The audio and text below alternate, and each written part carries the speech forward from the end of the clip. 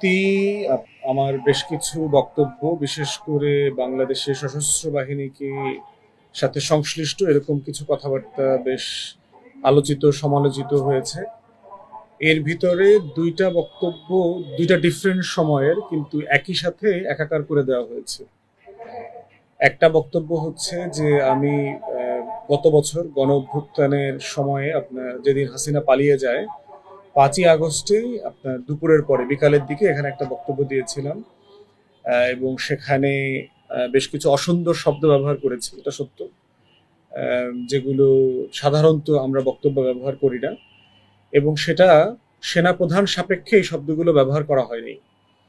কিন্তু আমরা দেখলাম যে সেই অসুন্দর শব্দগুলো ওই বক্তব্য ওইটা কেটে দিয়ে সেনাপ্রধানের সামনে ওগুলো এডিট করে যোগ করা হয়েছে, এবং অনলাইনে এবং টেলিভিশনে বিভিন্ন জায়গাতে দেখলাম এটা নিউজ আকারে ছড়ানো হচ্ছে যে আমি সেনাপ্রধানকে কটাক্ষ করেছি, এই ধরনের বাজে বিশ্বন দিয়ে কথা বলেছি। আর দ্বিতীয়ত ওখানে আমার ব্যাপারে সমালোচনা, যেটা দ্বিতীয় সমালোচনা আসছে, যে ক্যান্টনমেন্ট ঘুরিয়ে দেওয়ার একটা কথা আসছে। প্রথম কথা হচ্ছে 2024-এর 5ই আগস্টে বাংলাদেশে এবং ঢাকাতে কি বাস্তবতা ছিল সেটা আমাদেরকে মাথায় রাখা দরকার। যে আমরা যখন কথা বলছিলাম ঠিক সেই সময়টাতেও গণহত্যা চলছিল, যাত্রাবাড়িতে গণহত্যা চলছে, সাভারে গণহত্যা চলছে, আশুলিয়াতে, বাড্ডা রামপুরা ব্রিজে গণহত্যা চলছে, বিভিন্ন জায়গাতে ব্যাপক মারামারি চলছে। তো সেই রকম একটা বাস্তবতায় আমরা কি ধরনের 16 বছরের ফ্যাসিবাদী শাসন ব্যবস্থা, এই প্রায় কয়েক সপ্তাহ ধরে কারফিউ চলছে, আপনার সে 19শে জুলাই থেকে শুট অন সাইট চলছে, 1400 মানুষ শহীদ হয়ে গেছে, শত শত লাশ বিভিন্ন হাসপাতালের মর্গে পড়ে আছে, গণকবর চলছে, গণহত্যা, মানবতা বিরোধী অপরাধ, 30,000 মানুষ মানে আহত হয়েছে, প্রতিবন্ধী হয়েছে, পঙ্গু হয়ে গেছে, 600-র উপরে লোক আপনার চোখ হারিয়েছে, অন্ধ হয়ে গেছে, এবং আমাদের প্রত্যেকটা আইন শৃঙ্খলা বাহিনীর সদস্য যারা আছে, গোয়েন্দা সংস্থাগুলো, তারা সবাই এই জায়গাতে ইনভলভ ছিলেন, এই গণহত্যা মানবতা বিরোধী অপরাধের জায়গাতে।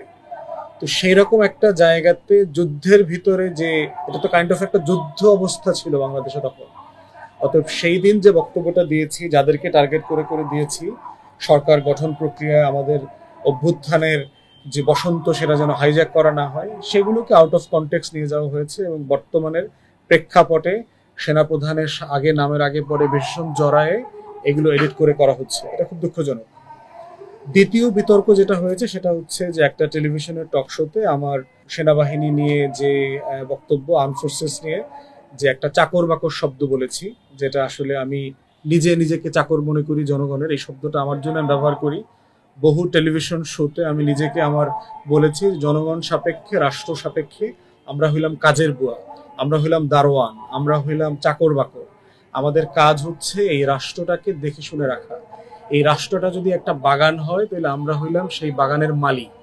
তো জনগণ সাপেক্ষে এই শব্দগুলো আমি আমার জন্য এবং রাজনৈতিক কর্মী সবার জন্য এটা আমি মনে করি। ঠিক একইভাবে পাবলিক সার্ভেন্ট যারা, প্রজাতন্ত্রের কর্মচারী যারা, তাদেরকেও আমি ওই অর্থেই চাকর বাকর মনে করি, জনগণ সাপেক্ষে, রাষ্ট্র সাপেক্ষে। এইটা কাউকে ছোট করা, হেয় করা, কোনো কোনো ব্যক্তির অথবা পেশাজীবীর মর্যাদা ক্ষুণ্ণ করা, এটা এই আমার টার্গেট অডিয়েন্স না। এই সব কিছু মিলিয়ে যে বিতর্ক চলছে সেটা হচ্ছে, বলার চেষ্টা করা হচ্ছে যে আমি সেনাবাহিনী এবং সশস্ত্র বাহিনীর বিপক্ষের মানুষ, একটা গ্যাঞ্জাম লাগানোর চেষ্টা করছি, একে ওকে মুখোমুখি করবার চেষ্টা করছি, সমালোচিত করবার চেষ্টা করছি। এই প্রসঙ্গে আমার বক্তব্য হচ্ছে, প্রথম অনুরোধ হচ্ছে যে দেশের প্রত্যেক ব্যক্তির নিজস্ব কথা বলার ঢং আছে, ভাষা আছে, এবং একজনের কথা বলার ঢং দিয়ে আরেকজনের ভাষা অথবা ভদ্রতা অভদ্রতা এগুলো জাজ করাটা অনুচিত। দ্বিতীয় কথা হচ্ছে যে দয়া করে আমরা যেন শব্দে আটকে না যাই, একটা পুরো বক্তব্যের মূল কথাটাতে যেন আমরা থাকি। সশস্ত্র বাহিনীর বর্তমান যারা সদস্য আছেন, অবসরপ্রাপ্ত সদস্য যারা আছেন, কর্মকর্তারা আছেন, যে দয়া করে আপনারা এই শব্দে আটকে যায়েন না, এবং আমি কোন কনটেক্সটে কথা বলছি এবং আমার রাজনৈতিক ব্যাকগ্রাউন্ড, আমার বক্তব্য, কথা বলা রাষ্ট্র সাপেক্ষে, জনগণ সাপেক্ষে, পুরোটাকে একসাথে করে দেখবেন, মানে আলাদা করে দেখবেন না আর কি। তৃতীয় কথা হচ্ছে যে আমরা আমাদের নতুন রাজনীতির জায়গা থেকে যে কথাটা বারবার বলছি সেটা হচ্ছে যে আমরা একটা নতুন বাংলাদেশ চাই। সেটা কি? বাংলাদেশ দুইটা আসলে কি? বাংলাদেশ দুইটা মানে হচ্ছে যে এই রাষ্ট্র, এই রাষ্ট্রের প্রত্যেকটা প্রতিষ্ঠান জনগণ সাপেক্ষে জনগণের পক্ষের হবে, জনগণের জন্য হবে, জনগণের সেবায় নিয়োজিত হবে।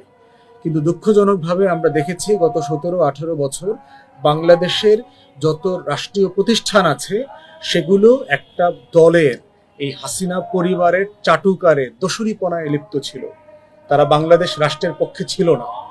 বাংলাদেশের, সেটা আপনি আমলাতন্ত্র বলেন, বাংলাদেশের পুলিশ বলেন, র্যাব বলেন, বিজিবি বলেন, সশস্ত্র বাহিনী বলেন, বাংলাদেশের টোটাল স্টেট রাষ্ট্রের যে মেশিনারি আছে, এই সব মেশিনারিটা বাংলাদেশের স্বাধীনতার পক্ষে ছিল না, বাংলাদেশের সার্বভৌমত্বের পক্ষে ছিল না, জাতীয় স্বার্থ আত্মমর্যাদার পক্ষে ছিল না, গণতন্ত্রের পক্ষে ছিল না। অতএব সেই জায়গা থেকে আমি বিভিন্ন সময় রাষ্ট্রের বিভিন্ন প্রতিষ্ঠানকে সংস্কারের জন্য আমি আলাপ তুলি, তর্ক তুলি। এবং একটা রাষ্ট্রকে যদি রাষ্ট্র বানাতে হয়, যে রাষ্ট্রটা আমার এখনো হয় নাই, আমি 47-এ একটা দেশ বানাইলাম, 71-এ একটা বানাইলাম, কিন্তু তারপরে আমাকে মারামারি করতে হয়, আমাকে রক্ত দিতে হয়, আমাকে গণ অভ্যুত্থান করতে হয়, বারবার লড়াই করে রাজপথে ফিরে আসতে হয়। এর মানে হচ্ছে আমার স্বপ্নের যে রাষ্ট্রটা, এই রাষ্ট্রটা আমরা বানাইতে পারছি না। এবং না পারার পিছনে রাজনীতিবিদদের যেমন দায় আছে, দোষ আছে, বিভিন্ন রাজ পরিবারের যেভাবে দোষ আছে, দায় আছে, ঠিক তেমনি ভাবে রাষ্ট্রের বিভিন্ন প্রতিষ্ঠানের দায় আছে, আইন শৃঙ্খলা বাহিনীর দায় আছে, আমাদের সামরিক বেসামরিক যে আমলাতন্ত্র আছে তাদের দায় আছে। অতএব যদি কেউ নাগরিক হয়, এই রাষ্ট্রটাকে যদি আমরা 20 কোটি মানুষের বানাইতে চাই, তাহলে সেক্ষেত্রে প্রত্যেকটা প্রতিষ্ঠানের সংস্কারের আলাপ তুলতে হবে।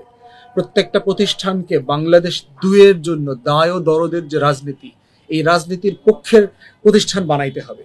এবং সেটা আমরা কিভাবে বানাবো? প্রতিষ্ঠান সংস্কার করার প্রথম শর্ত হচ্ছে তার পূর্বের আমলনামাটা হিসাব নিকাশ করা, খতিয়ান করা। তার পূর্বের যত ভালো কাজ সেগুলোকে যেমন অ্যাকনলেজ করতে হবে, পূর্বের যত খারাপ কাজ আছে, সমালোচিত কাজ আছে, সেগুলোকে আইডেন্টিফাই করতে হবে। আইডেন্টিফাই করে সেই কাজগুলোকে অ্যাড্রেস করতে হবে। যেমন ধরেন আমাদের মুক্তির লড়াইয়ের কথা আমরা বারবার বলি, 71-এর আমাদের মুক্তির লড়াইতে নেতৃত্ব দিয়েছে কারা? এই সশস্ত্র বাহিনীর সদস্যরা যুদ্ধ করেছে। জেনারেল ওসমানী আমাদের সর্বাধিনায়ক ছিল, সকল বাহিনী প্রধান ছিলেন, উনি যুদ্ধের প্রধান সেনাপতি ছিলেন। মেজর জিয়ার পরবর্তীতে রাষ্ট্রপতি হয়েছেন জিয়াউর রহমান সাহেব, উনি স্বাধীনতার ঘোষণা দিয়েছেন। মেজর জলিল থেকে শুরু করে প্রত্যেকটা সেক্টর কমান্ডার, ডেপুটি সেক্টর কমান্ডাররা হচ্ছে আপনার সেনা সদস্য ছিলেন। তাদের নেতৃত্বেই তো বাংলাদেশকে আপনারা স্বাধীন করেছেন, আমরা স্বাধীন করেছি, আমাদের পূর্বপুরুষরা যুদ্ধ করেছে, স্বাধীন করেছে। এটা যেমন সত্য, এই আর্মড ফোর্সেস, এই সশস্ত্র বাহিনীর সদস্যরা গত 18 বছর কি বাংলাদেশের পক্ষে ছিলেন? তাদের নেতৃত্বে 2014, 18, 24-এর যে নির্বাচন, সেগুলো কি ভালো নির্বাচন হয়েছে? তারা কি বাংলাদেশ থেকে হাজার হাজার কোটি টাকা লুটপাট করেন নাই? তাদের কিছু সদস্যরা কি গুম, খুন, র্যাবে, বিজিবিতে মানুষকে হেনস্থা করা সবকিছু করেন নাই? ডিজিএফআই, এনএসআই থেকে শুরু করে গোয়েন্দা সংস্থাগুলো কি আমাদের বিপক্ষে দাঁড়ায় নাই? আমাদের জীবনকে তটস্থ করে রাখে নাই? রেখেছে তো। তাহলে আপনার গোয়েন্দা সংস্থা তো লাগবে এই রাষ্ট্রে। পৃথিবীর সব দেশে আমাদের গোয়েন্দা সংস্থা আছে, কিন্তু গোয়েন্দা সংস্থাগুলো আমেরিকাতে, ব্রিটেনে কি করে? তার নাগরিকদেরকে তটস্থ করে রাখে, গণতন্ত্রকে বাধাগ্রস্ত করে, ভোট নির্বাচনকে বাধাগ্রস্ত করে? করে না তো। তাহলে আমরা যেটা চাচ্ছি যে বাংলাদেশ দুই অথবা নতুন সংস্কারকে সামনে রেখে যে গণ অভ্যুত্থান হয়েছে, সেই গণ অভ্যুত্থানকে সামনে রেখে আমার রাষ্ট্রের সশস্ত্র বাহিনী, গোয়েন্দা সংস্থাগুলো, আইন শৃঙ্খলা বাহিনীকে রিঅর্গানাইজ করতে হবে, সংস্কার করতে হবে, তাকে রাষ্ট্রের পক্ষের শক্তি বানাতে হবে। সে যেন ভারতের, দিল্লির দালালি না করে, সে যেন অন্য দেশের স্বার্থ না করে, না চেপে বসে। তার কাছে যেন বাংলাদেশ প্রথম থাকে, বাংলাদেশের জনগণ প্রথম থাকে। এবং সেই জায়গাতেই আমরা বারবার যেভাবে দুর্নীতিবাজ, করাপ্ট অফিসারদের কথা বলেছি, ঠিক তেমনি মজলুম অফিসারদের জন্য তো আমি কথা বলেছি। আমরা প্রধান উপদেষ্টার সাথে যখন দেখা হয়েছে, আমরা বলেছি পিলখানায় 57 জন যে অফিসার শহীদ হয়েছে, পিলখানা গণহত্যার ব্যাপারে নতুন করে তদন্ত কমিশন করতে হবে।